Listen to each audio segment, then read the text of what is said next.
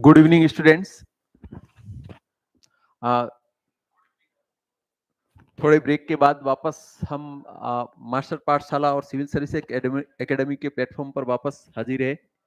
और आज का हमारा जो टॉपिक है फिजिकल रीजन, जो राजस्थान के भौतिक प्रदेश है, उस भौतिक प्रदेश में अब तक हम उत्तरी पश्चिमी मरुस्थलीय प्रदेश को देख चुके हैं। दूसरा भाग हम अरावली पर्वतमाला को देख चुके। अब दो छोटे भौतिक प्रदेश जो बचे हुए हैं, एक तो पूर्वी मैदान और दूसरा है दक्षिणी पूर्वी पठारी प्रदेश। तो आज पूर्वी मैदान और दक्षिणी पूर्वी पठारी प्रदेश के साथ साथ राजस्थान की अन्य स्थानों पर जो विभिन्न पहाड़ियां, उनको भी पूरा कराऊंगा। थोड़ी क्लास जो है वो थोड़ी लंबी चलेगी। और पहला जो हम शुरू कर रहे हैं, उत्तरी पूर्व जो राजस्थान का पूर्वी मैदान। तो राजस्थान के आज टॉपिक पर मैं शुरुआत कर रहा हूं, आप जिसमें बात शुरू कर रहा हूं पूर्वी मैदान की। पूर्वी मैदान, तो एक तो पूर्वी मैदान जो है उसके बारे में अगर हम बात करें तो पूर्वी मैदान राजस्थान के 23% या 23.03% भाग पर है। राजस्थान के लगभग 23.3% भाग पर है। अगर यहां पर देखें तो लगभग 39% जनसंख्या निवास करती है। तो एक तो परीक्षक आपसे क्वेश्चन पूछे कि राजस्थान का कौन सा भौतिक प्रदेश सर्वाधिक सघन बसा हुआ है, तो राइट करके आना है पूर्वी मैदान। ध्यान रहे, राजस्थान के पूर्वी मैदान से संबंधित अगर डिस्ट्रिक्ट का सवाल पूछे तो कितना राइट करके आना है, 11। राजस्थान के पूर्वी मैदान की अगर हम बात करें तो राजस्थान के पूर्वी मैदान में कोई ज्यादा क्वेश्चन नहीं बनते, मगर कुछ क्वेश्चन है जो मुख्य रूप से इससे पूछे जाते हैं। तो एक तो राजस्थान के पूर्वी मैदान को अगर हम देखें तो राजस्थान का पूर्वी मैदान अगर हम मानचित्र में देखें तो ये राजस्थान की अरावली पर्वतमाला है। इस अरावली पर्वतमाला से निकलने वाली अगर हम नदी की बात करें तो पहली नदी का नाम है बनास। कौन सी नदी है? बनास। एक नदी मध्य प्रदेश से आती है और यहां सवाई माधोपुर में मिलती है, जिसका नाम है चंबल। एक अरावली के पूर्वी मैदान का एक हिस्सा दक्षिण में है, जिसमें यहां पर नदी का नाम है माही नदी। तो एक तो राजस्थान के पूर्वी मैदान की हम बात करें तो राजस्थान का पूर्वी मैदान 23.3% क्षेत्रफल पर विस्तृत है। राजस्थान की भौगोलिक क्षेत्रफल में यहां पर 39% जनसंख्या निवास करती है और राजस्थान के 11 जिले इस पूर्वी मैदान का हिस्सा है। इस पूर्वी मैदान की अगर हम बात करें तो पूर्वी मैदान का जो निर्माण है वह राजस्थान से निकलने वाली महत्वपूर्ण नदी है, जिसमें से बनास नदी का बेसिन, दूसरा मध्य प्रदेश से आने वाली चंबल का बेसिन और तीसरा माही नदी का बेसिन। तो बेसिकली आपसे परीक्षक अगर क्वेश्चन पूछे कि राजस्थान के पूर्वी मैदान में किन नदियों की महत्वपूर्ण भूमिका है निर्माण में, तो एक तो बनास नदी एवं बनास एवं उसकी सहायक नदियां, दूसरा चंबल और तीसरा माही नदी। तीनों का नाम याद रखना है। परीक्षा में आपसे क्वेश्चन पूछे कि राजस्थान के पूर्वी मैदान को कितने भागों में विभक्त किया गया है, तब भी आप क्या राइट करके आएंगे? 3। पहला बनास बेसिन। पहला कौन सा भाग है? बनास बेसिन। तो बनास नदी जो है वो खमनोर की पहाड़ियां राजसमंद से निकलती है और राजसमंद से चित्तौड़, चित्तौड़ से भिलवाड़ा।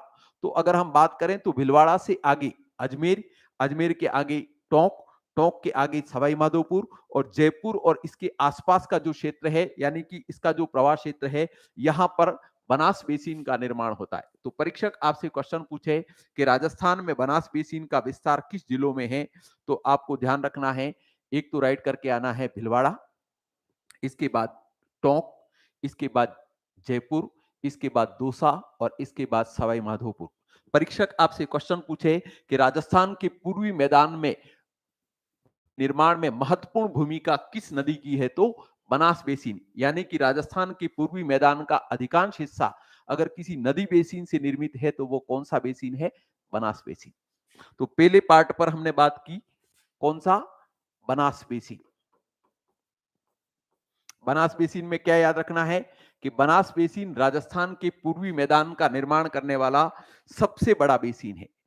यह जो है इसमें भिलवाड़ा, अजमेर, टोंक, जयपुर दौसा और सवाई माधोपुर का जो क्षेत्र है वह बनास बेसिन के अंतर्गत आता है। परीक्षा में क्वेश्चन पूछा जाए कि राजस्थान में मालपुरा करौली का मैदान किस बेसिन का हिस्सा है, तब भी क्या राइट करके आएंगे, बनास बेसिन। कौन सा हिस्सा बात कर रहा हूं, मालपुरा और करौली। तो टोंक का एक तहसील या एक भाग है जिसका नाम है मालपुरा और दूसरा करौली, और यह मैदान किसका हिस्सा है, तो बनास बेसिन का। पहले पार्ट पर बात की हमने बनास बेसिन। अब आगे वाली बात पर कर रहा हूं, दूसरा है चंबल बेसिन। यहां चंबल बेसिन को हमें थोड़ा ध्यान से देखना है, क्योंकि चंबल बेसिन से लेकर पूर्वी मैदान में बहुत सारे क्वेश्चन बनते। तो राजस्थान में पूर्वी मैदान की हम बात कर रहे हैं, तो पूर्वी मैदान में एक तो हिस्सा हो गया बनास बेसिन का, जिसके बारे में हम बात कर चुके हैं कि ये पूरा का पूरा हिस्सा, अगर हम बात करें तो बनास बेसिन ये बीच वाला पूरा का पूरा यानी कि पूर्वी मैदान का महत्वपूर्ण हिस्सा बनास बेसिन से निर्मित है। इसके बाद ये नदी आ रही है जिसका नाम है चंबल। नदी का नाम क्या है, चंबल। तो चंबल नदी जो है वो अगर राजस्थान में प्रवेश तो चित्तौड़ से कर लेती है, लेकिन चित्तौड़ से प्रवेश करने के बाद चित्तौड़, कोटा, बूंदी इसमें प्रवाहित होती है, लेकिन इसके मैदान का जो निर्माण होना शुरू होता है वो कोटा और सवाईमाधोपुर की सीमा से होता है। तो कोटा, सवाईमाधोपुर, करौली और धौलपुर वाला जो क्षेत्र है उसी को हम चंबल बेसिन या चंबल के मैदान के नाम से जानते हैं। कौन सा भाग चंबल बेसिन के अंतर्गत आएगा, तो कोटा की सीमा से लगाकर सवाईमाधोपुर, सवाईमाधोपुर से करौली और धौलपुर तक का जो सीमावर्ती क्षेत्र है ये पूरा का पूरा सीमावर्ती चंबल बेसिन के नाम से जाना जाता है।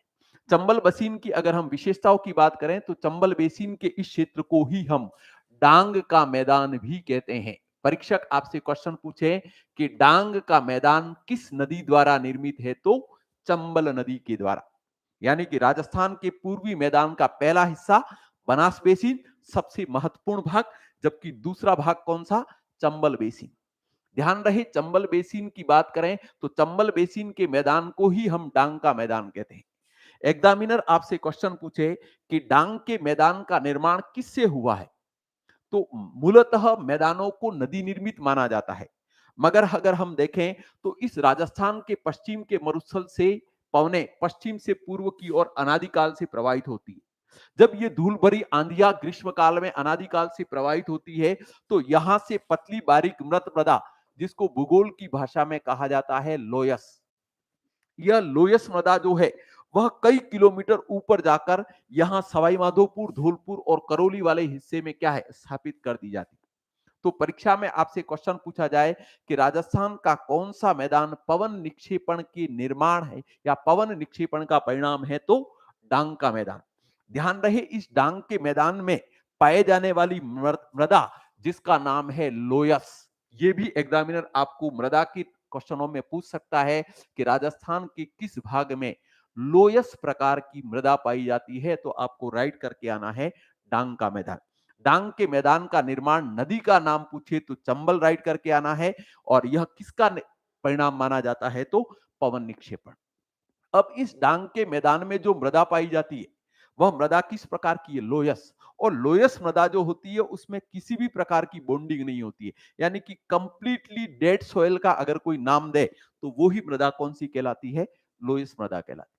ध्यान रहे जो लोयस मृदा है वह इतनी बिखरी हुई होती है कि उसमें जरा भी बॉन्डिंग नहीं होती है। अगर आप उस मृदा को इकट्ठी करके पानी मिला के ढेला बनाना चाहो तो नहीं बनेगा। और इस प्रकार की मृदा होने के कारण जब वर्षा की तीव्र बौछारें हो या चंबल की बाढ़ का जल हो तो उस वजह से यहां पर गहरी नालियां विकसित होती है। ध्यान रहे गहरी नालियों को भूगोल की भाषा में, इस प्रकार के अपर्दन को भूगोल की भाषा में कहा जाता है अवनलिका अपर्दन। क्या कहा जाता है, अवनलिका अपर्दन। और अवनलिका अपर्दन को हम इंग्लिश में कहते हैं गली एरोजन। तो एक और क्वेश्चन यहां पर ड्रेनेज का भी बन सकता है कि राजस्थान का कौन सा भौतिक भूभाग जहां पर अनियमित प्रवाह प्रणाली पाई जाती है, तो अनस्ट्रक्चर्ड अगर कहीं ड्रेनेज पैटर्न पाया जाता है तब भी हम डांग के मैदान को ही राइट करके आएंगे। अवनली का अपर्दन पूछा जाए या गली एरदन पूछा जाए तब भी हम किसको राइट करके आएंगे, डांग के मैदान को। ध्यान रहे डांग का जो मैदान है, यहां पर चंबल एवं वर्षा के जल के द्वारा अनियमित प्रवाह प्रणाली को विकसित कर दिया गया है। इसी प्रवाह प्रणाली को हम भूगोल की भाषा में अगर हम बात करें तो इसी को हम उत्खात भूमि किस नाम से जानेंगे? उत्खात भूमि। इसी उत्खात भूमि को हम रेवराइन किस नाम से जानेंगे? रेवराइन, यानी कि नदी के द्वारा निर्मित। इसी उत्खात भूमि को रेवराइन रेवराइन को ही हम कहेंगे खड्ड भूमि। किस नाम से जानेंगे? खड्ड भूमि। इस खड्ड भूमि को ही हम बेडलैंड टोपोग्राफी भी कहा जाता है। किस नाम से जाना जाता है? तो बेडलैंड टोपोग्राफी। परीक्षक आपसे क्वेश्चन पूछे कि राजस्थान का कौन सा भाग बेडलैंड टोपोग्राफी रखता है, तब भी क्या राज करके आना है? डांग का मैदान। वापस आपको रिपीट कर रहा हूं चंबल की बेसिन के बारे में। एक तो चंबल बेसिन का निर्माण सवाई माधोपुर की सीमा से या कोटा की सीमा से सवाई माधोपुर, धौलपुर एवं करौली में होता है। यहां पर पश्चिम के मरुस्थल से बहाकर लाई गई पतली बारीक मृत मृदा, कौन सी? लोयस मृदा की जमाव से इस मैदान का निर्माण होता है। यहां पर चंबल एवं वर्षा जल के द्वारा अनियमित प्रवाह प्रणाली के द्वारा अवनली का अपर्दन करके जो भूमि तैयार की जाती है उसे उत्खात भूमि, रेवराइन, खड्ड भूमि या बेडलैंड टोपोग्राफी के नाम से भी जाना जाता है।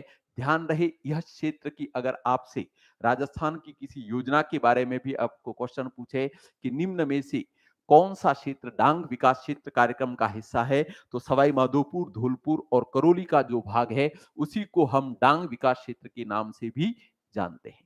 तो पहला भाग हमने बनास बेसिन पर बात कर लिया, दूसरा भाग हमने किस पर बात कर लिया? चंबल बेसिन। अब पूर्वी मैदान के हम तीसरे भाग पर बात कर रहे हैं। आइए देखते हैं तीसरे भाग पर। और तीसरा भाग जो है जिसका नाम है छप्पन बेसिन। तीसरा भाग कौन सा है? छप्पन बेसिन। तो छप्पन बेसिन की बात करें तो राजस्थान के मानचित्र में ये अरावली पर्वतमाला और यहां पर राजस्थान का दक्षिणतम जिला बांसवाड़ा। तो बांसवाड़ा ये माही नदी का जो क्षेत्र है, इस माही नदी का यानी कि राजस्थान के पूर्वी मैदान का एक हिस्सा, ये तो कौन सा है? पूर्वी मैदान।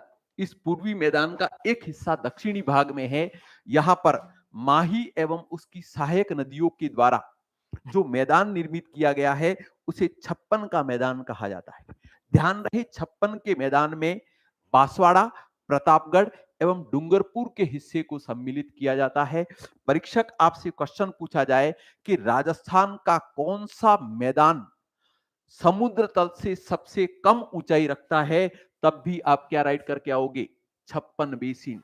पूरे राजस्थान में अगर कोई निम्नतम भाग है तो वह कौन सा है? छप्पन का मैदान। ध्यान रहे छप्पन के मैदान में यहां पर माही एवं उसकी सहायक नदियों के द्वारा छप्पन ग्राम समूहों या नदी नालों के कारण इसे छप्पन के मैदान के नाम से भी जाना जाता है। छप्पन का मैदान जो है यहां पर मुख्य रूप से अगर इस क्षेत्र में देखें तो भील जनजाति निवास करती है। और एग्जामिनर आपसे क्वेश्चन पूछे कि निम्न में से राजस्थान के पूर्वी मैदान का कौन सा हिस्सा जहां वर्ष भर मक्का की कृषि की जाती है, तो आप राइट करके आएंगे छप्पन बेसिन। और छप्पन मैदान या छप्पन बेसिन या छप्पन मैदान का विस्तार बात करें तो 3 जिलों के नाम राइट करने हैं, बांसवाड़ा, प्रतापगढ़ और डूंगरपुर का माही एवं उसकी सहायक नदियों के प्रवाह क्षेत्र को छप्पन के मैदान के नाम से भी जानते हैं। तो छप्पन के मैदान की कहानी, यहां इस बेसिन में कौन सी जनजाति निवास करती है? तो भील। परीक्षक क्वेश्चन पूछे कि राजस्थान के पूर्वी मैदान का कौन सा हिस्सा समुद्र तल से सबसे कम ऊंचाई रखता है, तब भी कौन सा राइट करके आना है? छप्पन बेसिन। और परीक्षक आपसे आगे बढ़ के ये पूछे कि राजस्थान के पूर्वी मैदान का कौन सा हिस्सा जो सर्वाधिक उबड़ खाबड़ और सर्वाधिक कटा फटा है, तब भी क्या राइट करके आओगे? छप्पन बेसिन। ध्यान रहे एग्जामिनर मैदानों में भी इस प्रकार के क्वेश्चन पूछते हैं, क्योंकि मैदान प्रायः क्या होते हैं? समतल। लेकिन बिखरी हुई पहाड़ियां अगर किसी मैदान में है और उबड़ खाबड़ भूमि अगर किसी मैदान में है, तो वह मैदान कौन सा है? छप्पन बेसिन। वापस रिपीट कर रहा हूं कि राजस्थान के पूर्वी मैदान का 23% क्षेत्रफल, 23.3% क्षेत्रफल, जनसंख्या 39% और डिस्ट्रिक्ट का नाम पूछे तो 11। राजस्थान के पूर्वी मैदान में निर्माण में प्रमुख भूमिका पूछे तो बनास नदी, इसके बाद अन्य नदियों के नाम पूछे तो चंबल और माही। मैदान को मुख्य रूप से हरिमोहन सक्सेना के आधार पर या हरिमोहन सक्सेना ने राजस्थान के पूर्वी मैदान को कितने भागों में विभक्त किया है? तो पहला कौन सा राइट करके आएंगे? बनास बेसिन, दूसरा कौन सा? चंबल, और तीसरा कौन सा? माही। यानी कि माही के मैदान को ही छप्पन के मैदान के नाम से भी जाना जाता है। यहां पर 3 भाग हो गए, तीनों भागों की अपनी अलग अलग विशेषता है। हो सकता है कि बनास बेसिन में कौन से जिले हैं ये भी पूछ सकता है, चंबल बेसिन में कौन से जिले हैं ये भी पूछ सकता है, और माही बेसिन में कौन से जिले हैं ये क्वेश्चन भी आपसे एग्जामिनर कर सकता है। आपसे डांग के मैदान को लेकर भी एग्जामिनर विभिन्न प्रकार की प्रश्नों को कि राजस्थान का कौन सा भाग जो अनियमित प्रवाह प्रणाली रखता है, तब भी हम डांग का मैदान राइट करके आएंगे। राजस्थान का कौन सा भाग जहां पर अवनली का अपर्दन प्रभावित है, तब भी हम राइट करके आएंगे डांग का मैदान। तो बहुत अच्छे क्वेश्चन इस पार्ट से भी निकल कर आते हैं। यहां पर आपको लास्टली बता रहा हूं कि हरिमोहन सक्सेना ने तो बनास, चंबल और माही बेसिन की बात की है, लेकिन राजस्थान के पूर्वी मैदान का एक हिस्सा जिसमें यहां पर है अलवर और यहां पर है भरतपुर, तो इसके बारे में उन्होंने लिखा हुआ नहीं है। तो ध्यान रखना कि अलवर और भरतपुर का जो हिस्सा है वो राजस्थान में यमुना के मैदान का दक्षिणी हिस्सा माना जाता है। और परीक्षक आपसे क्वेश्चन पूछा जाए कि राजस्थान के पूर्वी मैदान का सबसे समतल भाग कौन सा है, तो आप राइट करके आएंगे अलवर और भरतपुर। ध्यान रखना यहां पर रूपारेल, एक नदी कौन सी? रूपारेल, और एक नदी है बाणगंगा। परीक्षक आपसे क्वेश्चन पूछा जाए कि राजस्थान के पूर्वी मैदान का कौन सा हिस्सा जिसके निर्माण में रूपारेल एवं बाणगंगा जैसी नदियों का सहयोग है, तो रूपारेल एवं बाणगंगा जैसी नदियां अगर राजस्थान के पूर्वी मैदान के किसी हिस्से में प्रवाहित होती है तो अलवर और भरतपुर। ये मैदान पूरी की तरह, अगर हम बात करें कि थाली की तरह ये प्लेन है, यहां पर जैसे ही वर्षा काल में रूपारेल और बाणगंगा नदियां पहुंचती है, पर्वतीय क्षेत्रों से निकलती है, और निकलकर ये जैसे ही मैदानी भाग में प्रवेश करती है तो इनका जल दूर दूर तक फैल जाता है। और इसलिए एग्जामिनर आपको क्वेश्चन, अगर हम नेचुरल हैजार्ड का निकाल कर भी मैदान में ऐड कर सकता है। आपसे परीक्षक क्वेश्चन पूछे कि राजस्थान की पूर्वी मैदान का कौन सा हिस्सा जिसे बाढ़ संभाव्य कहा जाता है, क्या कहा जाएगा? बाढ़ संभाव्य। तो बाढ़ संभाव्य हिस्से में कौन सा राइट करके आएंगे? अलवर एवं भरतपुर का क्षेत्र, जो राजस्थान के पूर्वी मैदान में यमुना के मैदान का ही एक विस्तार के नाम से जाना जाता है। तो राजस्थान के पूर्वी मैदान के भाग पूछे तो 3, कौन सा? एक बनास बेसिन, एक चंबल बेसिन और एक माही बेसिन। लेकिन अलवर भरतपुर वाला जो हिस्सा है जिसको हरिमोहन सक्सेना ने लिखा नहीं है, तो आप इस पर भी ध्यान देना है कि बाढ़ संभावित क्षेत्र कौन सा है। आइए अब इस मैदान की कुछ विशेषताओं के बारे में आगे बात कर रहे हैं। देख लीजिए, एक तो राजस्थान के पूर्वी मैदान की विशेषता करें तो यहां पर वर्षा, तो वर्षा यहां पर पाई जाती है 50 से 80 सेंटीमीटर। कितनी वर्षा है? 50 से 80 सेंटीमीटर। एक तो राजस्थान के पूर्वी मैदान की औसतन वर्षा पूछे तो 50 टू 80 सेंटीमीटर। जहां पर 50 से 80 सेंटीमीटर वर्षा पाई जाती है, वहां पर आर्द्र एवं उपाद्र प्रकार की जलवायु पाई जाती है। कहीं कहीं पर आर्द्र होती है, कहीं पर उपाद्र प्रकार की जलवायु पाई जाती है। परीक्षक क्वेश्चन पूछे कि पूर्वी मैदान में पाए जाने वाली प्रमुख मृदा क्या है, तो अधिकांश जो मैदान होते हैं उनका जो निर्माण होता है वो जल के द्वारा लाई गई मिट्टी के कारण होने के कारण इसको जलोढ़ मृदा के नाम से जाना जाता है। तो एक तो ध्यान रखना है कि किसी भी मैदान में मृदा सामान्यतः पूछे, नदी निर्मित मैदान है तो निश्चित रूप से वहां पर एलुवियल सॉइल यानी कि जलोढ़ मृदा ही पाई जाएगी। लेकिन मैं वापस आपको याद दिला रहा हूं कि अगर डांग के मैदान में पूछे तो डांग की मृदा में दोबारा यहां पर लिख रहा हूं कि लोयस प्रकार की मृदा पाई जाती है। और यह लोयस प्रकार की मृदा किससे निर्मित है? तो पवन निक्षेपण यानी कि विंड डिपोजिशन का कार्य करके अगर कहीं पर मृदा का निर्माण हुआ है तो वह लोयस मृदा डांग के मैदान में। जरूर परीक्षा में क्वेश्चन पूछे कि पूर्वी मैदान की प्रमुख फसलें हैं, तो यहां पर मैं लिख रहा हूं पहला बाजरा, क्योंकि जैसे ही बाजरा का नाम आता है हमारा दिमाग सीधा का सीधा जैसलमेर बाड़मेर की ओर जाता है। तो कभी भी हम ऑप्शन में बाजरा को पूर्वी मैदान के बारे में सेलेक्ट करके नहीं आएंगे तो मैंने पहली फसल यहां पर कौन सी लिखी है, बाजरा। दूसरी राई एवं सरसों, सरसों। और तीसरी गेहूं, तीसरी कौन सी है, गेहूं। ये ध्यान रखना, क्योंकि राजस्थान में सर्वाधिक बाजरा अगर कहीं पैदा होता है तो वो अलवर और भरतपुर, जबकि हमारी एक मेंटेलिटी होती है कि बाजरा जो होता है वो शुष्क क्षेत्रों की फसल है और इसलिए बाड़मेर जैसलमेर राइट करके आते हैं। पूर्वी मैदान का क्वेश्चन पूछते हैं तो बच्चे अधिकांशतः उस वहां तक पहुंच नहीं रखते। तो ध्यान रखना कि पूर्वी मैदान की प्रमुख फसलें पूछे तो बाजरा एवं राई एवं सरसों का जोड़ा है तब भी राइट करके आना है, बाजरा के साथ गेहूं का जोड़ा है तब भी हम क्या करके आएंगे, राइट करके आएंगे। इसके बाद परीक्षा में क्वेश्चन पूछे कि पूर्वी मैदान में सिंचाई का प्रमुख स्रोत, तो ध्यान रहे अक्सर जो मैदान होते हैं वो नदी निर्मित होते हैं और नदी निर्मित जो मैदान होते हैं वहां पर नहरी प्रणाली विकसित होती है। लेकिन राजस्थान का जो पूर्वी मैदान है यहां पर किसी भी प्रकार की नहरी प्रणाली का विकास अभी तक बड़े पैमाने पर नहीं हुआ है और इसलिए राजस्थान सरकार, वर्तमान मुख्यमंत्री हम अक्सर ईस्टर्न राजस्थान कैनाल प्रोजेक्ट के बारे में चर्चा करते हैं। तो हो सकता है एग्जामिनर इस बार आपके पेपर में ERCP, eastern Rajasthan canal project, इस पर भी हम जब बात करेंगे या सिंचाई परियोजनाओं पर बात करेंगे तब मैं इस ईस्टर्न राजस्थान कैनाल प्रोजेक्ट पर डिटेल में चर्चा करूंगा। और इसलिए आपको एग्जामिनर क्वेश्चन पूछे कि पूर्वी मैदान में सिंचाई का प्रमुख स्रोत क्या है, तो आपको राइट करके आना है कुएं एवं नलकूप। क्या राइट करके आएंगे, कुएं एवं नलकूप।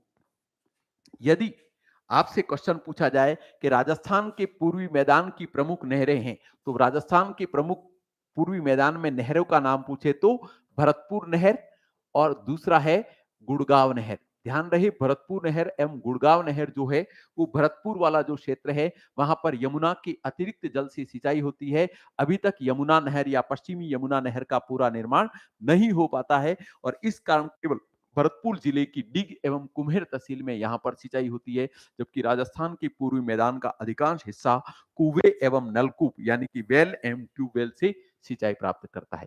एग्जामिनर आपसे क्वेश्चन पूछे कि राजस्थान में सर्वाधिक वेल एवं ट्यूबवेल या कुएं एवं नलकूप कहां है, तो आप राइट करके आएंगे जयपुर। कहां पर राइट करके आएंगे, जयपुर। तो वापस विशेषताओं में कोई खास चीजें नहीं है। एक तो वर्षा कौन सी है 50 से 80 सेंटीमीटर, दूसरा जलवायु किस प्रकार की है तो आर्द्र और उपाद्र, तीसरा पूछे कि यहाँ पर पूर्वी मैदान की प्रमुख मृदा कौन सी है तो जलोढ़ मृदा, यहाँ की प्रमुख फसलें कौन सी है तो बाजरा, राई एवं सरसों एवं गेहूं, सिंचाई का प्रमुख स्रोत कौन सा है तो कुएं एवं नलकूप, सर्वाधिक कुएं एवं नलकूप कहाँ पाए जाते हैं तो जयपुर। पूर्वी मैदान में प्रमुख नहरें कौन कौन सी है तो प्रमुख नहरों में कौन सी, भरतपुर नहर एवं गुड़गांव नहर, जहां यमुना की अतिरिक्त जल से यहां पर सिंचाई की जाती है। तो हमने भौतिक पार्ट जो थर्ड शुरू किया है उसमें हमने पूर्वी मैदान के बारे में पूरी बात कर ली है। 1 मिनट में मैं पूर्वी मैदान को वापस रिवाइज कर रहा हूं, एक बार आप ध्यान से सुन लें कि एक तो राजस्थान का पूर्वी मैदान 23.3% क्षेत्रफल, राजस्थान की 39% जनसंख्या और राज्य के 11 जिले इसका हिस्सा है। इसके या पूर्वी मैदान का निर्माण 3 प्रमुख बेसिनों से हुआ है, number 1 Banas basin, number 2 Chambal basin और नंबर 3 माही बेसिन। इन तीनों के बाद एक यमुना के मैदान का विस्तार पूछा जाए तो अलवर एवं भरतपुर में, और इसके बाद हमने बात कर ली थी विशेषताएं। तो जहां तक मुझे लगता है कि इस टॉपिक में इससे ज्यादा कहीं क्वेश्चनों के बनने की संभावनाएं नहीं रहती। अब हम एक छोटा सा टॉपिक है लेकिन महत्वपूर्ण टॉपिक, जो चौथा हमारा भौतिक रिवीजन है या चौथा हमारा भौतिक प्रदेश है, उस पर बात कर रहा हूं, जिसका नाम है दक्षिणी पूर्वी पठारी प्रदेश। नेक्स्ट कौन सा है, दक्षिणी पूर्वी पठारी प्रदेश। शुरुआत कर रहे हैं दक्षिणी पूर्वी पठारी प्रदेश, ठीक है। पूर्वी पठारी वो जियोलॉजिकल दृष्टि से बहुत ज्यादा महत्वपूर्ण है। अगर हम स्कूल लेक्चरर के क्वेश्चनों की भी बात करें तो स्कूल लेक्चरर ज्योग्राफी का क्वेश्चन पेपर हो या जनरल जीके के क्वेश्चन पेपर हो, सब में लगभग एक क्वेश्चन इस छोटे से भौतिक प्रदेश से पूछे हुए हैं और बहुत महत्वपूर्ण प्रश्न यहां से निकल कर आते हैं।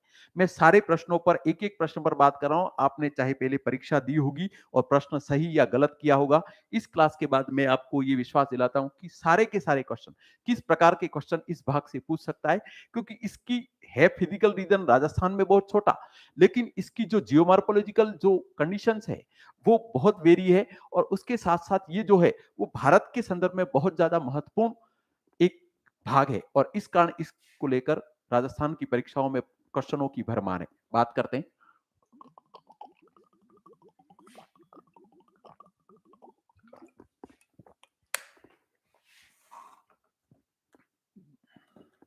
दक्षिणी पूर्वी पठारी प्रदेश। तो दक्षिणी पूर्वी पठारी प्रदेश की बात करें तो ये लगभग 6.3% या कहीं पर 6.5% क्षेत्रफल पर विस्तृत है। राजस्थान में अगर इसमें बात करें तो यहां पर राजस्थान के 7 जिले हैं, और यहां पर जनसंख्या की बात करें तो राज्य की जनसंख्या का 11% निवास करता है। यानी कि इसका जो क्षेत्रफल है वह राजस्थान में सबसे कम 6.3% के आसपास है, जबकि यहां पर जिलों की संख्या पूछे तो राजस्थान के इस भौतिक प्रदेश का विस्तार केवल 7 जिलों में है। जबकि यहां पर जनसंख्या की बात करें तो यहां जनसंख्या भी जो निवास करती है वो मात्र 11% निवास करती है। राजस्थान के दक्षिणी पूर्वी पठारी प्रदेश के निर्माण के संदर्भ में मैं बात कर रहा हूं। तो निर्माण के संबंध में बात करने से पहले मैं आपको ज्योग्राफी इंडिया के संदर्भ में बात कर रहा हूं। अगर भारत के मानचित्र में अगर हम बात करें तो ये भारत के मानचित्र का मैं दक्षिणी हिस्सा बता रहा हूं। इस दक्षिणी हिस्से पर ये वाला जो हिस्सा है, इस हिस्से पर एक जियोलॉजिकल एज है जिसका नाम है क्रिटेशियस। कौन सा भाग है? क्रिटेशियस। यानी कि मेसोजोइक काल में ट्रियासिक, जुरासिक और क्रिटेशियस 3 आंतरिक युग है। उसमें क्रिटेशियस काल में प्रायद्वीपीय पठार के उत्तरी पश्चिमी भाग पर, कौन सा?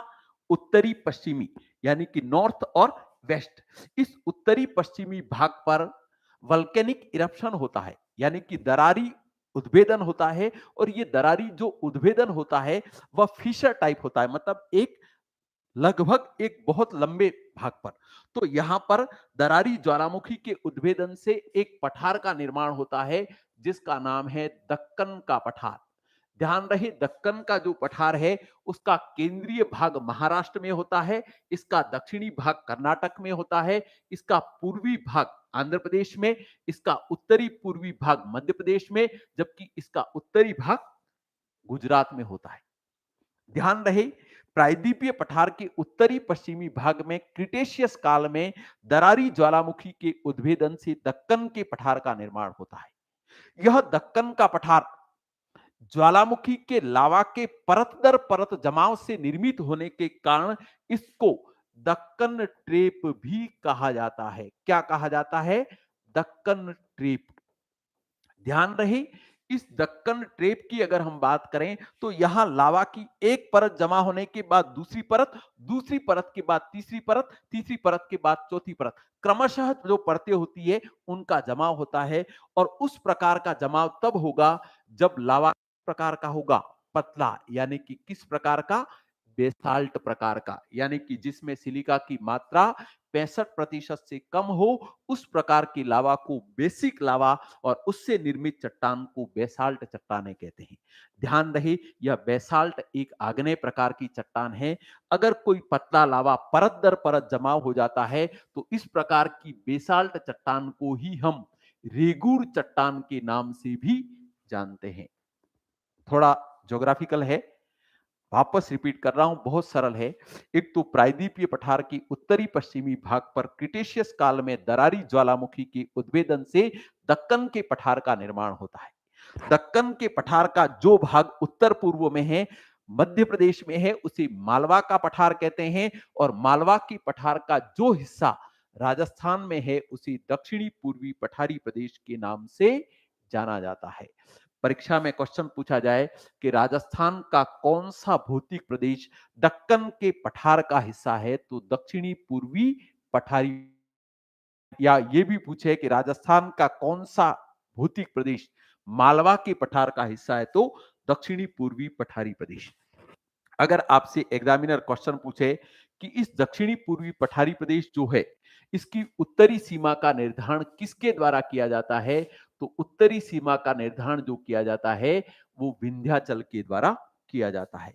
तो बहुत अच्छा क्वेश्चन पूछा जाए कि राजस्थान में कौन सा भौतिक प्रदेश दक्कन की पठार का निर्माण है, तो दक्षिणी पूर्वी पठारी प्रदेश। परीक्षक आपसे यह भी क्वेश्चन पूछे कि राजस्थान के किस भाग में बेसाल्ट प्रकार की चट्टानें पाई जाती है, तब भी दक्षिणी पूर्वी पठारी प्रदेश। एग्जामिनर आपसे ये क्वेश्चन पूछे कि राजस्थान के किस भाग में रेगुर प्रकार की चट्टानें पाई जाती है, तब भी दक्षिणी पूर्वी पठारी प्रदेश।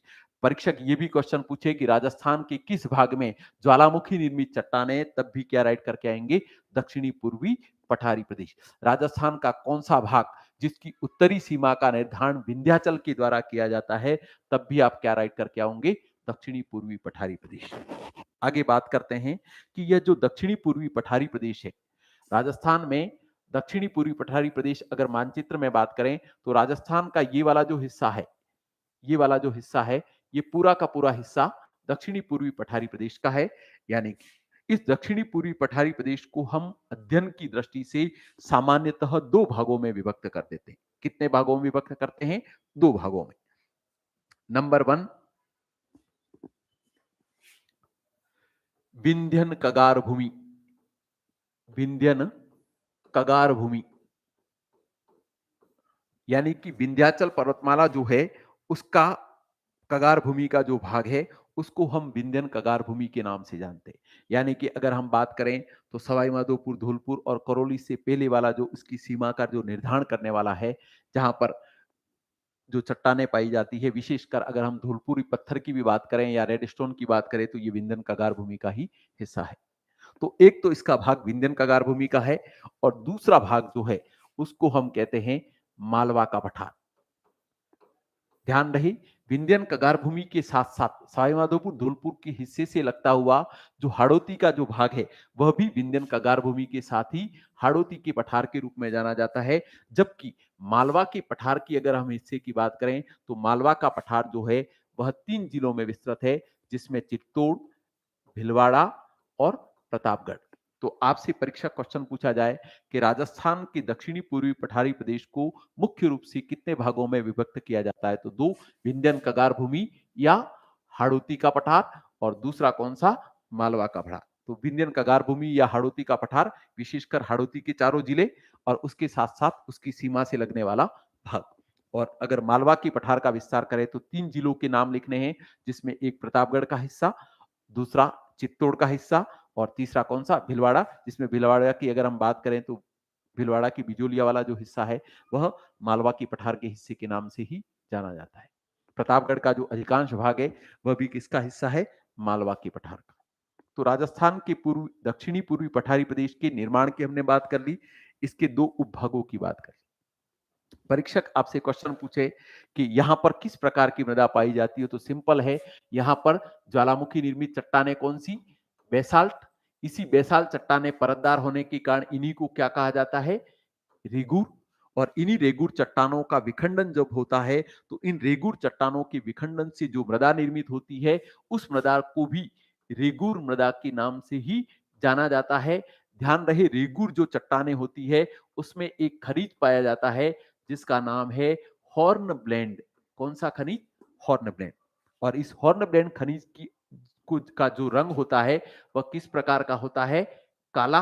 और काला रंग होने के कारण यहां पर पाए जाने वाली मृदा भी किस प्रकार की है, तो काली मृदा। तो परीक्षक आपसे क्वेश्चन पूछे, क्योंकि विश्व के विभिन्न भागों में जो काली मृदा होती है वह हुमस तत्व की यानी कि जीवांश तत्वों की अधिकता की वजह से काली होती है। जबकि राजस्थान के दक्षिणी पूर्वी पठारी प्रदेश पर काली मृदा का जो कारण है या उसके काले रंग का कारण यहां पर पाए जाने वाली बेसाल्ट या रेगुर चट्टानों में पाए जाने वाला एक खनिज है जिसका नाम है हॉर्नब्लेंड। और यह हॉर्नब्लेंड जो खनिज है उसकी बहुत विशेषता है और इसी विशेषताओं को लेकर काली मृदा के लिए भी क्वेश्चन पूछे जाते हैं। तो एक तो काली मृदा का दूसरा नाम रेगुर मृदा। रेगुर मृदा का निर्माण बेसाल्ट या रेगुर चट्टानों के विखंडन से होता है। ध्यान रहे, यह पूरे भारत भर में कपास उत्पादन के लिए प्रसिद्ध होने के कारण इसे कपास जाना जाता है। किस नाम से जाना जाता है, कपास मृदा। एग्जामिनर कभी कभार इसकी विशेषताओं को लेकर भी क्वेश्चन पूछता है। तो परीक्षक क्वेश्चन पूछे तो एक तो काले रंग का कारण क्या है, तो हॉर्नब्लैंड खनिज या titanium ferrous oxide, titanium ferrous oxide या हॉर्नब्लैंड खनिज।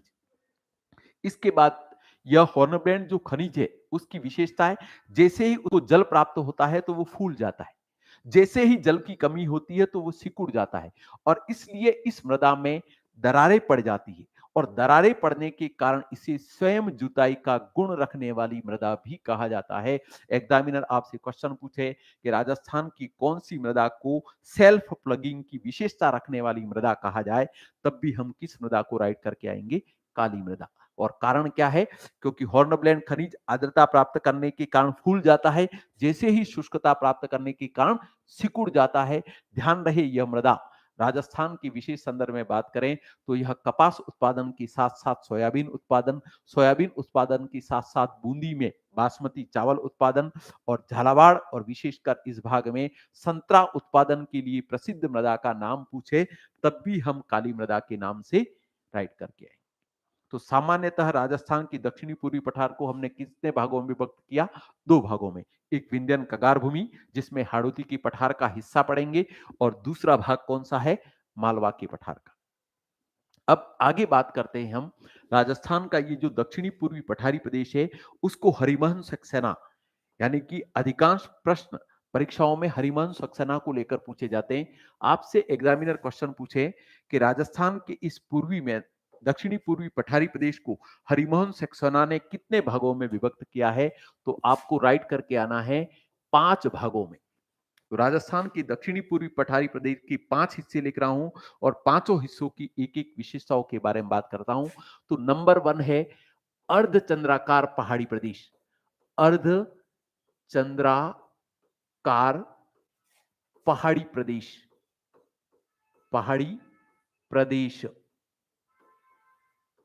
पहला हिस्सा कौन सा, अर्धचंद्राकार पहाड़ी प्रदेश। तो हरिवंश सक्सेना के अनुसार अर्ध चंद्राकार पहाड़ी प्रदेश यानी कि मुकुंदरा हिल्स का एरिया, कोटा एवं झालावाड़ का एरिया, और इसके बाद बूंदी, ये अर्धचंद्राकार पहाड़ी प्रदेश का जो हिस्सा है। और इसी के अंतर्गत आपसे परीक्षा में क्वेश्चन पूछे कि राजस्थान में अर्धचंद्राकार पहाड़ियां कहां पर पाई जाती है, तो मुकुंदवाड़ा की पहाड़ियां।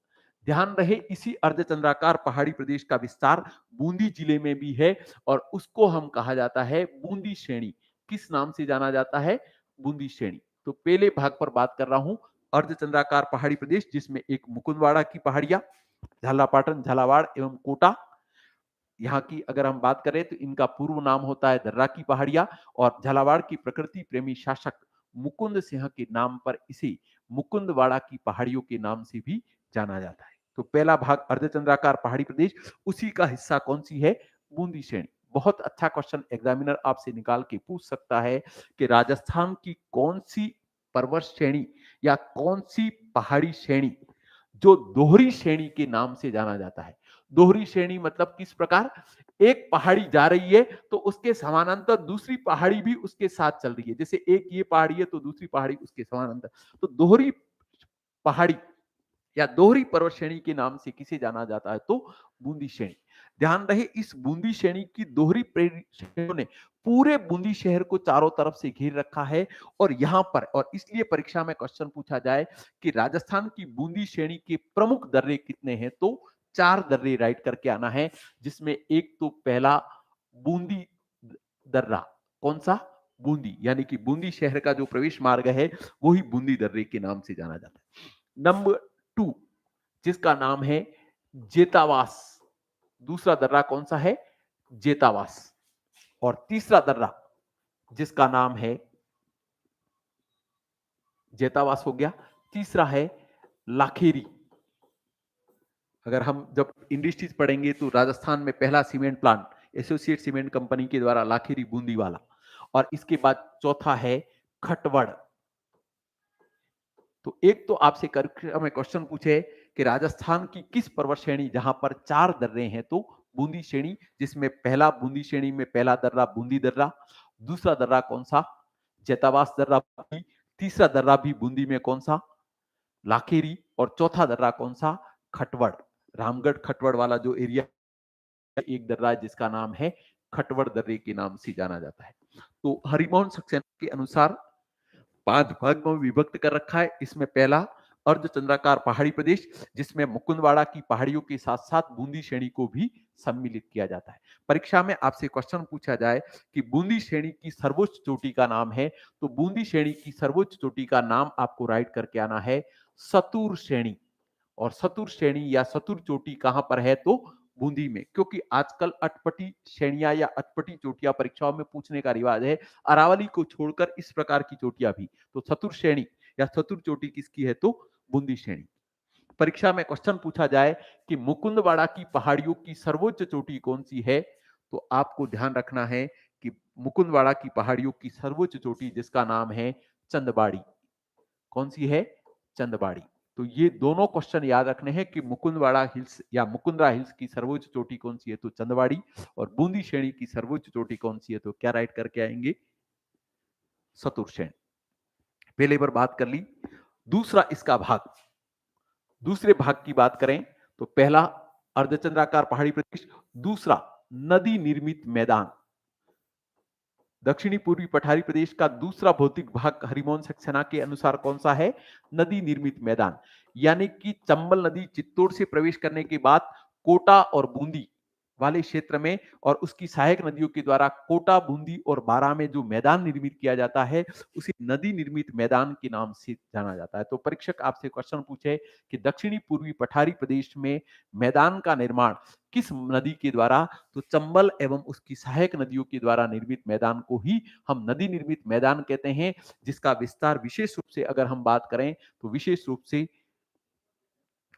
कोटा, बारा और बूंदी वाला जो क्षेत्र है वहां पर मैदान का निर्माण होता है। तो दूसरा भाग हो गया नदी निर्मित मैदान। अब हम इसके तीसरे भाग की बात करें। तीसरे भाग पर अगर हम बात करें तो तीसरा भाग जिसका नाम है शाहबाद उच्च भूमि, बहुत अच्छा क्वेश्चन है, परीक्षा में पूछा भी जा सकता है। तीसरा भाग कौन सा है, शाहबाद उच्च भूमि। ध्यान रहे शाहबाद उच्च भूमि की बात करें तो शाहबाद उच्च भूमि शाहबाद एवं किशनगंज बारा एवं रामगढ़ बूंदी का जो क्षेत्र है उसे शाहबाद उच्च भूमि के नाम से जाना जाता है। ध्यान रहे शाहबाद उच्च भूमि के इस क्षेत्र में मुख्य रूप से अगर कोई जनजाति निवास करती है तो उस जनजाति का नाम है सहरिया। सहरिया जनजाति शाहबाद एवं किशनगंज बारा और बूंदी के रामगढ़ का जो क्षेत्र है। ध्यान रहे यहां पर जो मुख्य रूप से जो पर्वत श्रेणी है इसका नाम है रामगढ़ श्रेणी। ध्यान रहे रामगढ़ श्रेणी जो है, परीक्षक आपसे क्वेश्चन पूछा जाए कि राज्य की कौन सी पहाड़ियां घोड़े की नालनुमा है, किसके नाम से है, घोड़े की नालनुमा, तो क्या राइट करके आओगे, रामगढ़ की पहाड़ियां। ध्यान रहे रामगढ़ बूंदी जो है वह भारत की जियोलॉजिकल हेरिटेज साइट है, मतलब भूगर्भिक जो संस्था है उन्होंने इसे जियोलॉजिकल हेरिटेज साइट के रूप में 2021 में नामांकित किया है। ध्यान रहे यहां पर उल्कापिंड के गिरने की वजह से जो क्रेटर बना हुआ है या जो गड्ढा बना हुआ है उसे रामगढ़ क्रेटर के नाम से भी जाना जाता है। तो एग्जामिनर की इच्छा आपसे हो जाए कि रामगढ़ या राज्य में रामगढ़ क्रेटर कहां पर स्थित है, तो बूंदी में। राजस्थान में उल्कापिंड से निर्मित झील का उदाहरण भी पूछा जाए तो रामगढ़ झील कहां पर, बूंदी में। ध्यान रहे रामगढ़ बांध या रामगढ़ झील जयपुर में भी है, लेकिन प्राकृतिक रूप से पूछा जाए तो रामगढ़ क्रेटर कहां पर है, बूंदी में।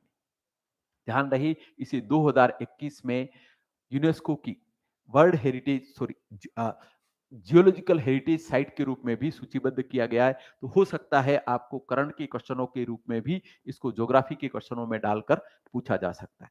तो शाहबाद उच्च भूमि कहां कहां पर है, बारा, जिसमें शाहबाद एवं किशनगंज, और इसके बाद रामगढ़ बूंदी के क्षेत्र को ही हम शाहबाद उच्च भूमि के नाम से जानते हैं। और यहाँ पर मुख्य रूप से कौन सी जनजाति निवास करती है, तो सहरिया। इसके बाद यहाँ पर रामगढ़ बूंदी की श्रेणी किस प्रकार की आकृति रखती है, तो घोड़े की नालनुमा। यहां पर दक्षिणी पूर्वी पठारी प्रदेश में मैंने 3 आकृतियां बताई, अर्धचंद्राकार पहाड़ियां मुकुंदवाड़ा की पहाड़ियां, दोहरी श्रेणी बूंदी की पहाड़ियां, और तीसरा क्वेश्चन बता रहा हूं कि घोड़े की नालनुमा पहाड़ियां कहां पर है, तो रामगढ़। इसके बाद चौथा भाग जिसका नाम है झालावाड़ का पठार। एक ही क्वेश्चन इसमें बनता है, झालावाड़ का पठार। तो परीक्षा में आपसे क्वेश्चन पूछा जाए कि मालवा के पठार का उत्तरी भाग राजस्थान के किस पठार को कहा जाता है, तो झालावाड़ के पठार को ही राजस्थान की मलवाल के पठार का उत्तरी हिस्से के नाम से जाना जाता है। और इसके बाद लास्ट पांचवा भाग है जिसका नाम है डग गंगधर गंगधर क्षेत्र। ध्यान रहे, डग गंगाधर क्षेत्र की अगर हम बात करें तो झालावाड़ का जो एरिया है, यहां पर डग गंगाधर क्षेत्र मध्य प्रदेश की सीमा से सटा हुआ एरिया है। और इस क्षेत्र में अगर हम बात करें तो यहां पर पूरा का पूरा उबड़ खाबड़ और बिखरा हुआ भाग है। यहां पर बुद्ध धर्म से संबंधित डग एवं कोलवी की गुफाएं भी विद्यमान है। तो राजस्थान के दक्षिणी पूर्वी पठारी प्रदेश को हरिमोहन सक्सेना ने कितने भागों में विभक्त किया है, तो आप राइट करके आएंगे 5, जिसमें नंबर 1 होगा अर्धचंद्राकार पहाड़ी प्रदेश, नंबर 2 होगा नदी निर्मित मैदान, नंबर 3 शाहबाद उच्च भूमि, नंबर 4 झालावाड़ का पठार और नंबर 5 जिसका नाम है डग गंगाधर क्षेत्र। ये केवल और केवल डग गंगाधर क्षेत्र किस भौतिक प्रदेश का हिस्सा है, ये लेकर भी अभी फर्स्ट ग्रेड और सेकंड ग्रेड की परीक्षाओं में इस प्रकार की क्वेश्चन भी निकाल के पूछे हुए हैं। विशेषकर इसको ध्यान रखना है। वापस रिपीट कर रहा हूं, बहुत सिंपल सा टॉपिक है, ज्यादा कुछ भी नहीं है, लेकिन राजस्थान की परीक्षाओं का फेवरेट टॉपिक है, सबसे छोटा भौतिक प्रदेश। वापस एक बार सुन ले कि दक्षिणी पूर्वी पठारी प्रदेश राजस्थान के भौगोलिक क्षेत्रफल के 6.3% भाग पर विस्तृत है। यहां पर राज्य की 11% जनसंख्या निवास करती है और राजस्थान के 7 जिले इसका भाग है। इसके बाद दूसरी मैंने बात की थी निर्माण। राजस्थान के दक्षिणी पूर्वी पठारी प्रदेश का निर्माण क्रिटेशियस काल में प्रायद्वीपीय पठार के उत्तरी पश्चिमी भाग पर दरारी ज्वालामुखी के उद्भेदन से दक्कन के पठार का निर्माण होता है और दक्कन के पठार का जो हिस्सा उत्तर पूर्व में है उसे मालवा का पठार कहा जाता है और मालवा के पठार का जो हिस्सा राजस्थान में है उसे दक्षिणी पूर्वी पठारी प्रदेश के नाम से जाना जाता है। ध्यान रहे, इस क्षेत्र में पाए जाने वाली चट्टाने ज्वालामुखी निर्मित बेसाल्ट चट्टाने, यह परत दर परत जमा होने के कारण इन्हीं बेसाल्ट चट्टानों को रेगुर चट्टाने कहा जाता है और इन्हीं रेगुर चट्टानों के विखंडन की वजह से यहाँ पर जो मृदा बनती है उसे भी रेगुर मृदा, कपास मृदा या काली मृदा के नाम से जाना जाता है। ध्यान रहे, इसकी विशेषताओं की भी मैंने बात कर ली थी कि काले रंग का कारण हॉर्नब्लैंड खनिज या टिटेनियम फेरस ऑक्साइड। अगर आपसे एग्जामिनर पूछे कि स्वयं जुताई का गुण रखने वाली मृदा कौन सी है, तो यही। राजस्थान में कपास, सोयाबीन, बासमती चावल और संतरा उत्पादन के लिए प्रसिद्ध मृदा कौन सी है, तब भी कौन सी राइट करके आएंगे, काली मृदा। इसके बाद मैंने बात की थी कि राजस्थान के दक्षिणी पूर्वी पठार को सामान्यतः 2 भागों में, एक तो नंबर 1 विंध्यन कगार भूमि का हिस्सा और नंबर 2 मालवा का पठार। तो मालवा की पठार का विस्तार तो केवल और केवल कहां पर, चित्तौड़, भिलवाड़ा और प्रतापगढ़ का हिस्सा जो गहरी काली मृदा का क्षेत्र है, जबकि विंध्यन कगार भूमि के अंतर्गत हाड़ौती का क्षेत्र और उसकी सीमा बनाने वाला क्षेत्र। एक क्वेश्चन जो बार बार रिपीट कर रहा हूं कि दक्षिणी पूर्वी पठारी प्रदेश की उत्तरी सीमा का निर्धारण कौन करता है, तब भी आप राइट करके आओगे कौन सा, विंध्याचल। ध्यान रही, यह भौतिक भाग सामान्यतः 2 भागों में। फिर हमने बात की कि हरिमोहन सक्सेना ने कितने भागों में विभक्त किया है, तो 5। नंबर 1 अर्धचंद्राकार पहाड़ी प्रदेश, मुकुंदरा हिल्स, झालरापाटन, झालावाड़ एवं कोटा का एरिया और इसके साथ साथ बूंदी श्रेणी को हम अर्धचंद्राकार पहाड़ी प्रदेश के नाम से जानते हैं, जिसमें मुकुंदवाड़ा की पहाड़ियां जो है वह अर्धचंद्राकार है, जबकि बूंदी की श्रेणी को दोहरी श्रेणी के नाम से जाना जाता है। मुकुंदवाड़ा की पहाड़ियों की सर्वोच्च चोटी चंदनवाड़ी, जबकि बूंदी की श्रेणियों की सर्वोच्च चोटी का नाम पूछे तो सतुर, और बूंदी श्रेणी में पाए जाने वाले 4 दर्रों के नाम पूछे तो एक तो बूंदी दर्रा खुद, एक जेतावास दर्रा, एक खटवड़ दर्रा और एक लाखीरी दर्रा। इसके बाद दूसरा सिंपल सी बात की हमने, नदी निर्मित मैदान, यानी कि चंबल नदी के द्वारा या चंबल एवं उसकी सहायक नदियों के द्वारा दक्षिणी पूर्वी पठारी प्रदेश पर निर्मित मैदान, नदी निर्मित मैदान, जिसमें कोटा, बारा एवं बूंदी में इसका विस्तार है। इसके बाद तीसरा शाहबाद उच्च भूमि, शाहबाद किशनगंज बारा एवं रामगढ़ बूंदी वाले क्षेत्र को हम शाहबाद उच्च भूमि के नाम से जानते हैं। यहाँ सारिया जनजाति और रामगढ़ क्रेटर के रूप में हमें याद रखना है। रामगढ़ श्रेणी पूछे तब भी याद रखना है। राजस्थान में उल्कापिंडों से निर्मित झील का नाम पूछे तब भी इसी को याद रखना है। और इसके बाद झालावाड़ का मैदान, सॉरी झालावाड़ का पठार, मालवा की पठार का उत्तरी हिस्सा कौन सा है तो झालावाड़ का पठार।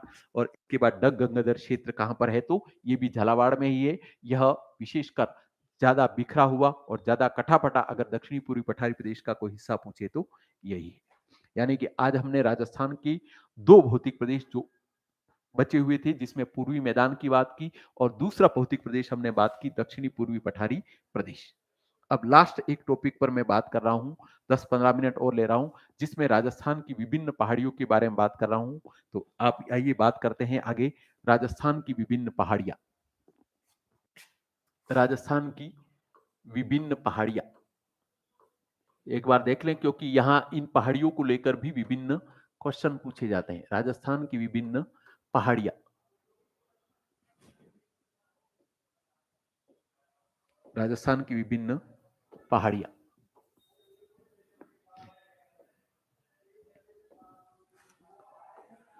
विभिन्न पहाड़ियां, ठीक है। तो पहाड़ियों में एक एक पहाड़ी पर बात कर रहा हूं जिसको मैं लिखते हुए बात कर रहा हूं। एक तो पहला है त्रिकुट पर्वत। कौन सा पर्वत? त्रिकुट पर्वत। तो परीक्षक आपके क्वेश्चन पूछे कि त्रिकुट पर्वत कहां पर है, तो त्रिकुट पर्वत कहां पर है? करौली में। और करौली में इसी पर केला देवी का मंदिर स्थित है। नंबर 2, त्रिकुट पहाड़ी कहां पर है? दूसरा कौन सा पूछेगा? त्रिकुट पहाड़ी। तो त्रिकुट पहाड़ी कहां पर है? जैसलमेर। और जैसलमेर में इसी त्रिकुट पहाड़ी पर सोनार का दुर्ग स्थित है। जैसलमेर का जो सोनार का किला है वो किस पहाड़ी पर स्थित है तो त्रिकुट पहाड़ी पर। तो त्रिकुट पर्वत और त्रिकुट पहाड़ी में डिफरेंस करना है और कोई खास चीज नहीं। इसके बाद नेक्स्ट मेहरानगढ़। तीसरा बात कर रहा हूं मेहरानगढ़। तो ध्यान रखना कि मेहरानगढ़ जोधपुर। ध्यान रही मेहरानगढ़ का जो सर्वोच्च बिंदु है उसी को चिड़ियाटुक पहाड़ी भी कहा जाता है। और इसी पहाड़ी पर मेहरानगढ़ दुर्ग एवं प्रसिद्ध नाथ संप्रदाय के साधु चिड़ियानाथ की धूणी और चामुंडा माता का मंदिर भी कहां पर स्थित है तो चिड़ियाटुक पहाड़ी या मेहरानगढ़ दुर्ग कहां पर है? जोधपुर। इसके बाद नंबर 4, सिवाना की पहाड़ियां। ध्यान रहे सिवाना की पहाड़ियां है जो झालोर एवं बाड़मेर में विस्तृत है। और यहाँ की जो पहाड़ियां है वो किस प्रकार की है तो सॉरी, ये जो पहाड़ियां है इसको हम देखें तो ये जो पहाड़ियां है उनका आकार अगर हम देखें तो गुंबदाकार है। कौन सी पहाड़ियां है? गुंबदाकार। एक तो सिवाना की पहाड़ियां कहां पर है? झालोर एवं बाड़मेर। ध्यान रही ग्रेनाइट विद इन पहाड़ियों को गुंबदाकार पहाड़ियां कहा जाता है। और इन्हीं पहाड़ियों में ग्रेनाइट उत्पादन के कारण झालोर को ग्रेनाइट सिटी के नाम से जाना जाता है। इसके बाद नेक्स्ट है छप्पन की पहाड़ियां। कौन सी पहाड़ियां है? छप्पन की पहाड़ियां। ध्यान रहे परीक्षक आपसे क्वेश्चन पूछा जाए कि छप्पन के बारे में तो यहां कर रहा हूं मैं। छप्पन का मैदान पूछे तो कहां पर?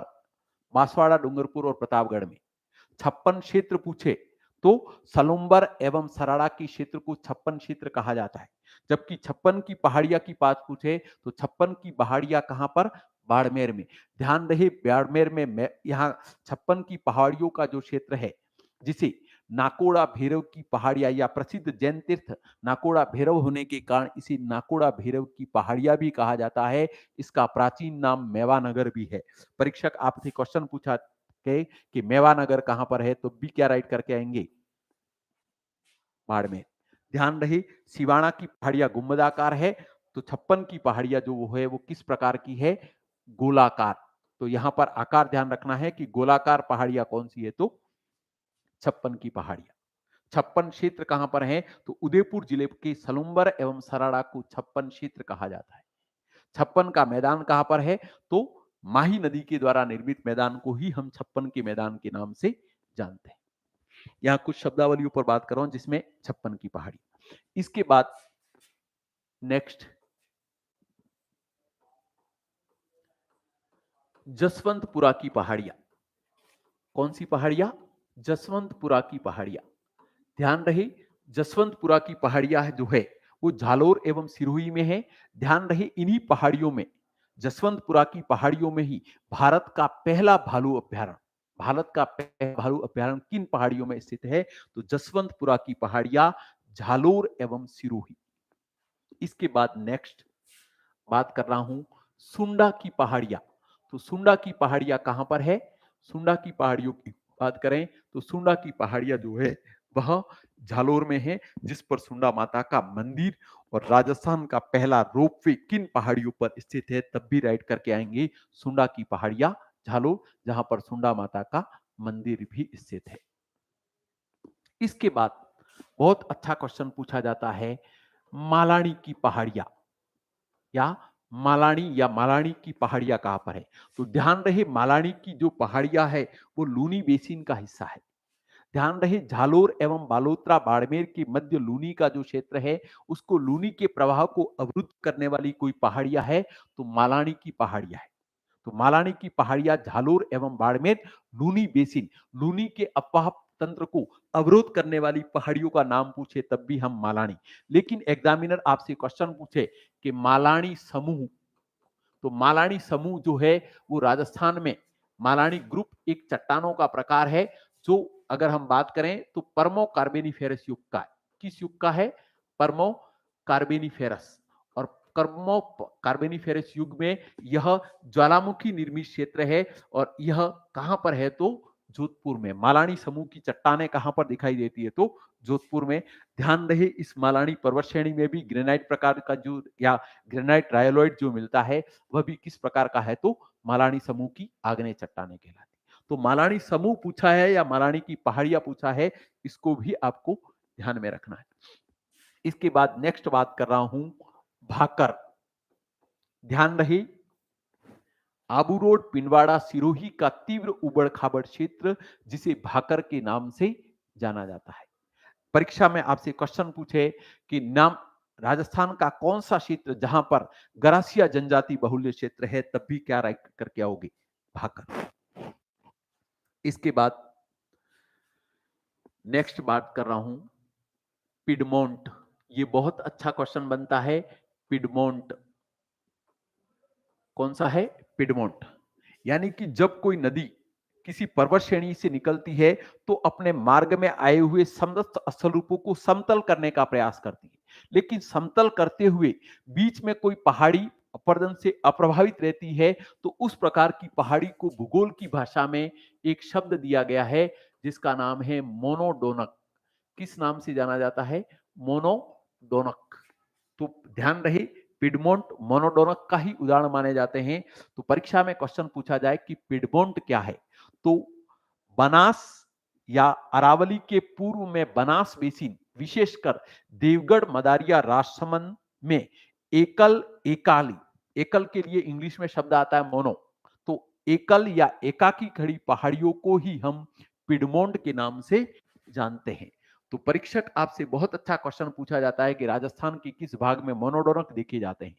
तो मोनोडोनक कुछ नहीं है, कोई नदी जो है वो अपने प्रवाह मार्ग की समतल स्थापना का कार्य करती है, लेकिन कोई पहाड़ी जो है वो अपर्दन से अप्रभावित होकर बीच में खड़ी बच जाती है, तो उसी को हम मोनोडोनक कहते हैं और उसी को हम पेडिमेंट के नाम से भी जानते हैं। और राजस्थान में पेडिमेंट अगर कहीं दिखाई देते हैं तो बनास बेसिन, अरावली के पूर्व का हिस्सा और विशेषकर देवगढ़ मदारिया क्षेत्र राजसमंद, जहां पर मोनोडोनक दिखाई देते हैं। तो एक तो मोनोडोनक और पिडमोंट। इसके बाद आपसे परीक्षा में क्वेश्चन पूछा जाए, नेक्स्ट पहाड़ियों की बात कर रहा हूं नाग पहाड़। तो नाग पहाड़ जो है वो अजमेर में है। ध्यान रहे यहां पर पाए जाने वाली पहाड़ियों का अगर आकार पूछे तो किस प्रकार का है? सर्पिलाकार।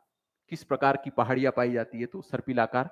ध्यान रहे नाग पहाड़ी का जो क्षेत्र है यहीं से पश्चिमी राजस्थान की प्रमुख नदी लूनी का भी उद्गम होता है और इनकी जो आकार है वो किस प्रकार का है? तो सर्पिलाकार।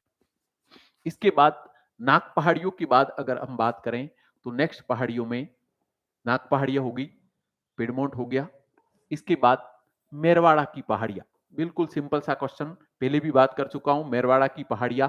तो मेरवाड़ा की पहाड़ियां कहां पर है? तो ध्यान रखना है कि रावली टाटगढ़ अजमेर के हिस्से को ही हम मेरवाड़ा की पहाड़ियों के नाम से जानते हैं। इसके बाद नेक्स्ट गिरवा। इसकी भी आकृति को लेकर आपसे क्वेश्चन पूछ सकता है कि उदयपुर के समीप की तश्तरी नुमा पहाड़ियों को किस नाम से जाना है, तो गिरवा की पहाड़ियां। गिरवा की पहाड़ियां उदयपुर के समीप की तश्तरी नुमा पहाड़ी। इसके बाद आपसे क्वेश्चन पूछा जाए कि अरावल की पहाड़ियां कहां पर है, तो अरावल बूंदी की पहाड़ियों को ही अरावल की पहाड़ियों के नाम से भी जाना जाता है। ध्यान रहे, बूंदी की पहाड़ियां ही किस नाम से जानी जाती है, अरावल की पहाड़ियां, जिसको हमने बूंदी श्रेणी के रूप में देखा था। इसके बाद हम बात कर चुके हैं मुकुंदवाड़ा की पहाड़ियों की भी बात कर चुके हैं कि मुकुंदवाड़ा की पहाड़ियां कहां पर है, तो झालरापाटन, झालावाड़ एवं कोटा। और आकृति के बारे में बात करें तो किस प्रकार की है, अर्धचंद्राकार। इसके बाद हमने बात की थी रामगढ़ की पहाड़ियां, तो रामगढ़ की पहाड़ियां भी कहां पर, बूंदी में। किस प्रकार की पहाड़ियां है, तो घोड़े की नालनुमा पहाड़ियां। इसके बाद यहां पर बेराट की पहाड़ियां कहां पर है, तो जयपुर में। बाणगंगा नदी का उद्गम किन पहाड़ियों से होता है, तो बेराट की पहाड़ियां। इसके बाद आपसे क्वेश्चन पूछा जाए कि मनोहरपुरा की पहाड़ियां कहां पर है, तो मनोहरपुरा की पहाड़ियां भी कहां पर, जयपुर में। मनोहरपुरा की पहाड़ियां कहां पर है, जयपुर में। बेराट की पहाड़ियां भी कहां पर है, जयपुर में। इसके बाद आपसे कक्षा में क्वेश्चन पूछा जाए कि देशहरो क्या है, एक शब्द आता है देशहरो। तो अगर हम अरावली पर्वत श्रेणी की बात करें तो राजसमंद में एक चोटी है जिसका नाम है रागा, और रागा से लगाकर एक और चोटी है उदयपुर में जिसका नाम है जरगा।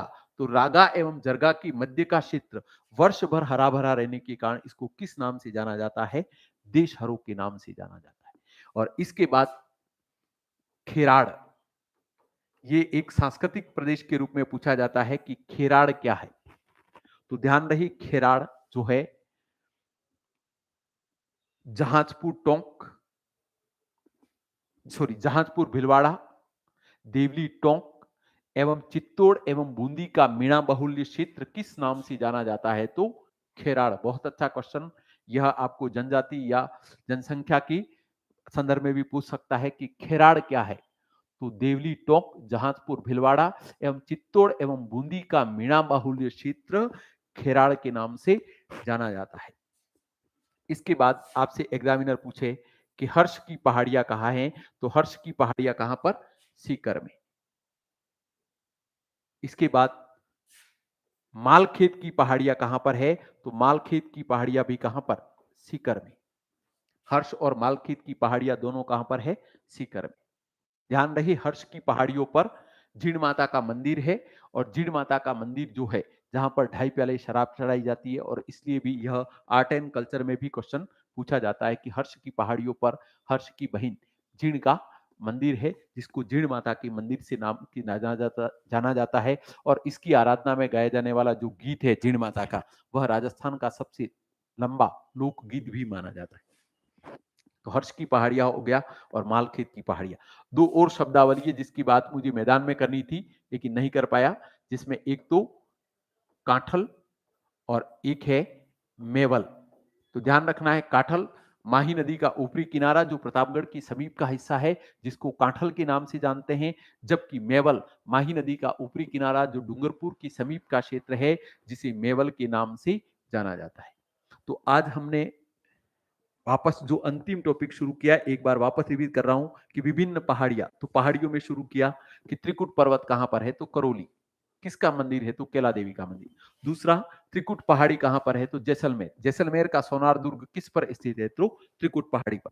मेहरानगढ़ कहां पर है, जोधपुर। इसकी उच्च चोटी क्या कहलाती है, तो चिड़ियाटूक। यहाँ पर मेहरानगढ़ दुर्ग और चिड़ियानाथ की धूणी और चामुंडा माता मंदिर है। सिवाना की पहाड़ियां कहां पर है, तो बाड़मेर एवं झालोर में। किस प्रकार की है, तो ग्रेनाइट निर्मित गुंबदाकार पहाड़ियां। इसके बाद 56 की पहाड़ियां कहां पर है, तो बाड़मेर में। 56 की पहाड़ियों को गोलाकार पहाड़ियां कहा जाता है। इसका इस क्षेत्र का प्राचीन नाम क्या है, तो मेवानगर। ध्यान रहे, इस क्षेत्र की अगर हम बात करें तो यहाँ पर प्रसिद्ध जैन तीर्थ नाकोड़ा भैरव होने के कारण इसे नाकोड़ा भैरव की पहाड़ियां भी कहा जाता है। जसवंतपुरा पहाड़ियां कहां पर है, तो झालोर एवं सिरोही। भारत का पहला भालू अभ्यारण्य कहां पर है, तो जसवंतपुरा की पहाड़ियां। सुंडा की पहाड़ियां कहां पर है, तो झालोर, जहां पर सुंडा माता का प्रसिद्ध मंदिर स्थित है। इसके बाद बहुत अच्छा क्वेश्चन, मालानी पर्वत श्रेणी कहां पर है, तो लूनी बेसिन में। झालोर एवं बालोतरा बाड़मेर की मध्य की श्रेणी को मालानी श्रेणी के नाम से जाना जाता है। इसके बाद भाकर सिरोही में आबू रोड पिंडवाड़ा का तीव्र उबड़ क्षेत्र किस नाम से जाना जाता है? तो भाकर क्षेत्र के नाम से। इसके बाद लिखा था पिडमोंट, तो बनास बेसिन या अरावली के पूर्व में देवगढ़ मदारिया क्षेत्र राजसमंद में एकाकी एकल या विलक खड़ी पहाड़ियों को पिडमोंट या मोनोडोनक के नाम से जानते हैं।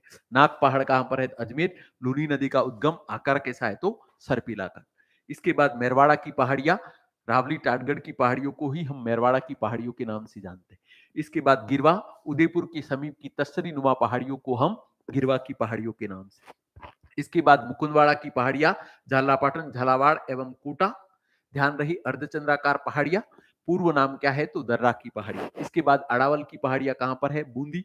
इसके बाद रामगढ़ श्रेणी कहां पर है? बूंदी। आकार पूछे रामगढ़ श्रेणी का तो किस प्रकार? घोड़े की नालनुमा। हर्ष एवं मालखेत की पहाड़ियां कहां पर है? सीकर। बेराट की पहाड़ियां कहां पर है? तो जयपुर। मनोहरपुरा की पहाड़ियां कहां पर है? तो जयपुर। इसके बाद देश हरो क्या है? तो रागा राजसमंद से लगाकर जरगा उदयपुर के मध्य का जो क्षेत्र है उसे देश के नाम से जाना जाता है। इसके बाद खेराड़ हो गया। इसके बाद काठल, माही नदी का ऊपरी किनारा जो प्रतापगढ़ की समीप का क्षेत्र है उसे काठल के नाम से जाना जाता है, जबकि माही नदी का ऊपरी किनारा जो डूंगरपुर के समीप का क्षेत्र है जिसे मेवल के नाम से जाना जाता है। तो आज की क्लास में हमने जितने भी भौतिक प्रदेशों का जो जो भाग बाकी था उसको पूरा किया है। मैं आशा करता हूं कि इसके बाद शायद भौतिक भूगोल के पार्ट में कोई भी क्वेश्चन ऐसा नहीं रहेगा जिस प्रश्न का आप उत्तर अच्छे से नहीं दे पाए, क्योंकि मैंने दक्षिणी पूर्वी पठारी प्रदेश में दोनों तरीके से आपको भौतिक प्रदेशों को भी पूरा करवाया है और बची हुई भौतिक पहाड़ी। ठीक है, इसके बाद हम नए टॉपिकों पर आगे कल नई क्लास में बात करेंगे। सबको शुभ रात्रि। और अधिक से अधिक आप लोगों से गुजारिश है कि चैनल को जब तक सब्सक्राइब ज्यादा नहीं करेंगे तब तक इस लाइव को कंटिन्यू रख पाना संभव नहीं होगा। इसलिए आप लोगों से एक बार और निवेदन है कि जो भी आपके पढ़ने वाले हैं, जो वास्तव में तैयारी करना चाहते हैं, क्योंकि ये जो कंटेंट दे रहा हूं वो एक पुलिस कांस्टेबल की लगाकर आरएस के प्रीलिम्स के सिलेबस और सब इंस्पेक्टर के सिलेबस में कहीं पर भी किसी भी विषय वस्तु के लिए कमतर नहीं है। और संपूर्ण पाठ्य सामग्री को मैं नियमित रूप के आपके सामने और कुछ अवधि के लिए क्लासों में जो रुकावट हुई थी स्वास्थ्य संबंधी समस्याओं के कारण, इसके लिए आप सब लोगों से मैं माफी चाहता हूं और अब इस क्लासों को मैं कंटिन्यू बनाने का प्रयास करूंगा। धन्यवाद। शुभ रात्रि।